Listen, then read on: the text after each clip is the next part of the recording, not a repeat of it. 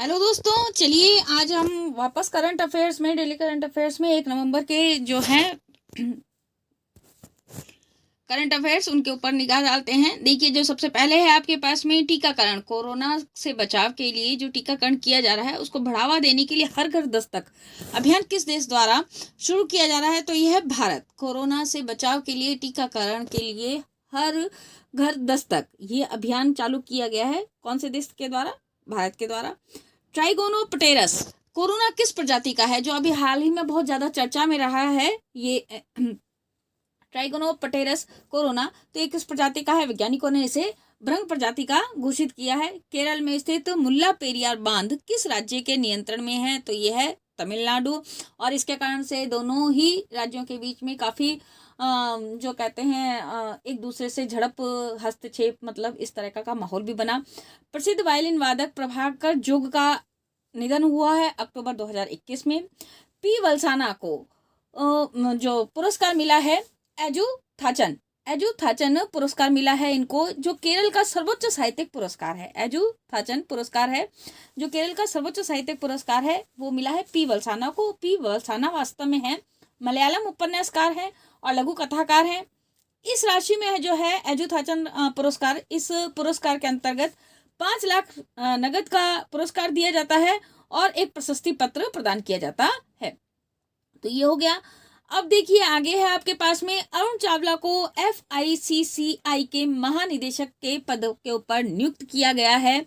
अब FICCI इसकी स्थापना हुई 1927 में और इसका अगर हम पूरा नाम देखें तो इसका पूरा नाम है गैर सरकारी व्यापारी संघ और वकालत समूह। FICCI ये है गैर सरकारी व्यापारी संघ और वकालत समूह है। इसका पूरा नाम है आपके पास में, ये देखिए, भारतीय वाणिज्य एवं उद्योग महासंघ। FICCI इसका पूरा नाम भारतीय वाणिज्य एवं उद्योग महासंघ। ठीक है, तो इसके महानिदेशक के पद पर अरुण चावला को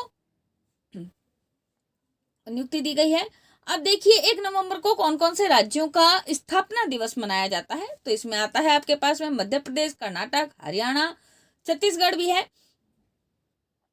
ये देखिए आपके पास में मध्य प्रदेश, कर्नाटक और हरियाणा का स्थापना दिवस मनाया जाता है 1 नवंबर को। MP का गठन किया गया है 1956 में, कर्नाटक का भी 1956 में, और कर्नाटक को पहले बुलाया जाता था मैसूर के नाम से।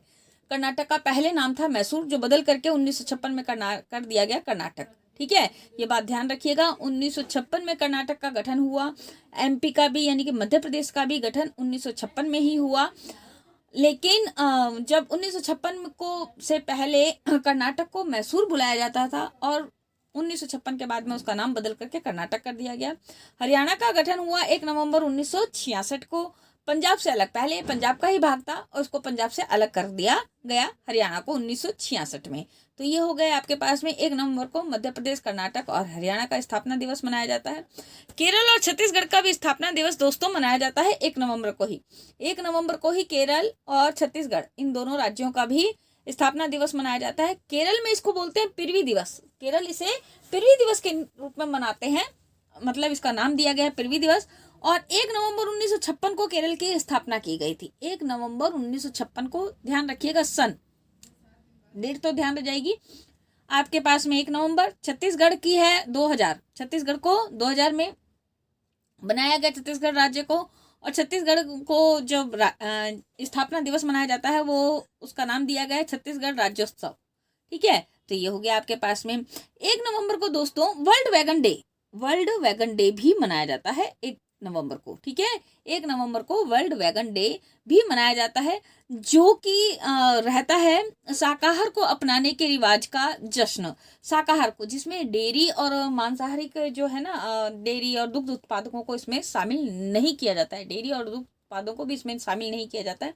शाकाहार को अपनाने के रिवाज का जश्न है वैगन डे।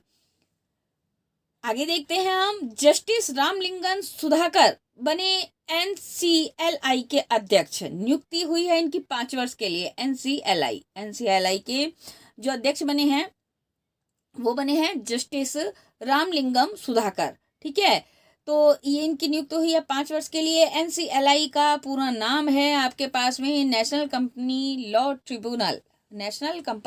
ट्रिब्यूनल। इसके आपके बने हैं जो अध्यक्ष हैं वो बने हैं जस्टिस रामलिंगन सुधाकर। अब हम चलते हैं, अमित शाह ने गुजरात में डेयरी सहकार योजना की शुरुआत की 1 नवंबर 2021 को। अमित शाह ने, किसने की है? अमित शाह ने, ध्यान रखिएगा, कहाँ की है? गुजरात में की है। कौन सी योजना शुरू करी है? डेयरी सहकार योजना। कौन सी योजना शुरू करी है? डेयरी सहकार योजना। और कब की है? 1 नवंबर 2021 में। इसका उद्देश्य क्या है? देखिए दोस्तों, किसानों की आय को दुगना करना व भारत को आत्मनिर्भर बनाना। जो है आपके पास में डेयरी सहकारी योजना, इसका उद्देश्य है किसानों की आय को दुगना करना व भारत को आत्मनिर्भर बनाना। तो ये थे आपके आज के करंट अफेयर्स। अगर वीडियो पसंद आए तो प्लीज़ लाइक, कमेंट और शेयर करना ना भूलें। चैनल को भी सब्सक्राइब करना ना भूलें। धन्यवाद।